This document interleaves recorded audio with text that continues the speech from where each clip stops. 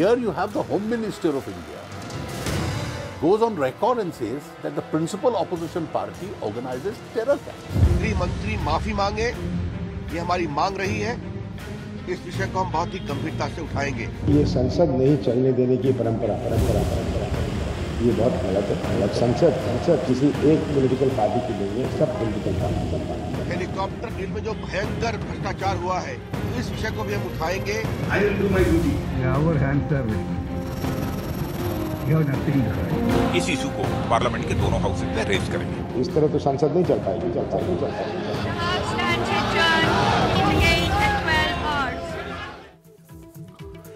सवाल बहुत सीधा सा है। तो संसद के चलने को लेकर प्रश्न उठ रहा है।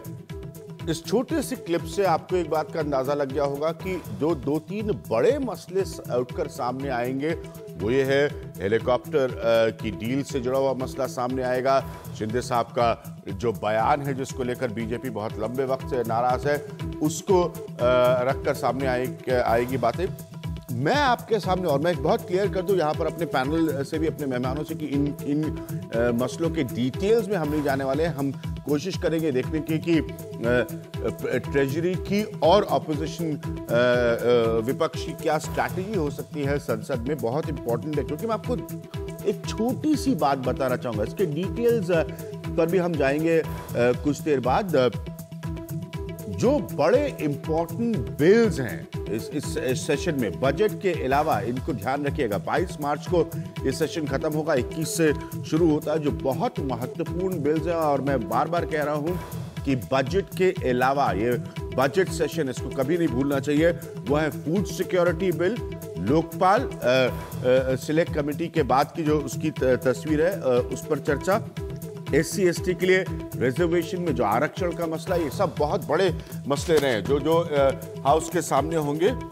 जुडिशियल अकाउंटेबिलिटी का जो बिल है ये होगा। इसके अलावा लैंड एक्विजिशन यानी कि भूमि सुधार का जो बिल है, एक बहुत पुराना मसला है। तो मैं एक बार फिर आप लोगों के सामने इसको पढ़ना चाहूंगा। ये बहुत अहम बिल्स हैं जिसमें फूड सिक्योरिटी बिल है, लोकपाल पर वापस चर्चा है, SC ST के लिए रिजर्वेशन का जो बिल है, जो आरक्षण का मसला है, जुडिशियल अकाउंटेबिलिटी का बिल है, और भूमि सुधार। ये सब पर बहुत लंबे वक्त से चर्चा होती रही है। तो आप समझिए कि, और बजट के अलावा ये इंपॉर्टेंट इश्यूज हैं। स्वाभाविक है कि सरकार के मसलों को लेकर विपक्ष अग्रेसिव होगा, आक्रामक होगा।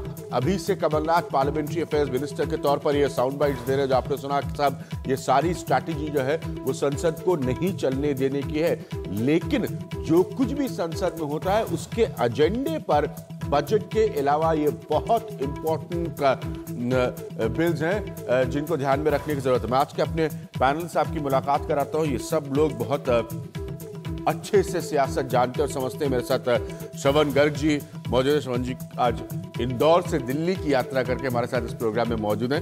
नीजा सीनियर पॉलिटिकल एनालिस्ट है, नीजा हमारे साथ मौजूद है। संसद की फंक्शनिंग को बहुत क्लोजली वो जानती है। कुछ देर में हमारे साथ कांग्रेस से शकील अहमद साहब होंगे, बीजेपी से तरुण विजय जी होंगे। लेकिन जो इंपॉर्टेंट पॉइंट मैं फिर दोहरा रहा हूं वो ये रख रहा हूं कि ये सेशन बहुत इंपॉर्टेंट है सियासी तौर पर भी, इसलिए क्योंकि कांग्रेस को बजट लाना है, किस तरह का बजट होगा, इसको लेकर इंडस्ट्री में बहुत ज्यादा चर्चा है। और दूसरी, वो बहुत सारे इंपॉर्टेंट बिल्स हैं जो कि कांग्रेस को अपनी सियासत के हिसाब से भी पास कराएंगी। जब पहला कमेंट मैं इसीलिए आपसे लूंगा कि इंटरेस्टिंग है, अगर हम इसको सिर्फ गॉसिप समझे, मुझे नहीं पता कि ये कितना सही है मेरे लिए ये सवाल पूछना, लेकिन लोग कहते हैं कि साहब हो सकता है मुलायम सिंह यादव जैसे लोगों के बयान आए कि चुनाव जो है साल के अंत से पहले हो जाए। तो ये सेशन बहुत इंपॉर्टेंट है कांग्रेस के लिए उन बिल्स को पास कराने का जिससे वो वोट खींचने की कोशिश कर सकती है। प्राइमरली जैसे मैंने कहा, फूड सिक्योरिटी, लैंड, ये सब कमिटमेंट्स है कांग्रेस पार्टी के। ये बात सही कह रहे हैं क्योंकि चुनावी मौसम शुरू हो गया है। हाँ। 5 चुनाव, 3 नॉर्थ ईस्ट के चुनाव एक हो गया है, 2 होने जा रहे हैं 23 को, और फिर 5 चुनाव हैं जहाँ की भाजपा और कांग्रेस की टक्कर है, कर्नाटक और 4 हिंदी हाकिम के, और फिर जनरल इलेक्शन है। मुलायम सिंह यादव कहते हैं हो सकता है जल्दी हो जाए इलेक्शन, पर लगता नहीं है ऐसा होने का। लेकिन सर्टेनली कांग्रेस चाहेगी बजट द्वारा, ये आखिरी बजट होगा।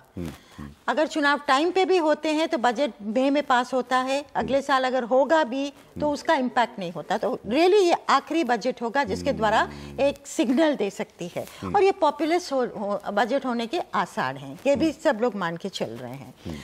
अब सवाल ये है, चुनौतियां तो सरकार के सामने बहुत ज़्यादा हैं, इकोनॉमिक स्लोडाउन है, फिस्कल डेफिसिट है, महंगाई है, वगैरह वगैरह, और फिर से जो भ्रष्टाचार के घेरे में आ गई कांग्रेस, जिससे ऐसा लग रहा था निकल रही है और नई तरफ बढ़ने की कोशिश कर रही है। तो क्या ये सब मुद्दे ओवरशैडो कर देंगे?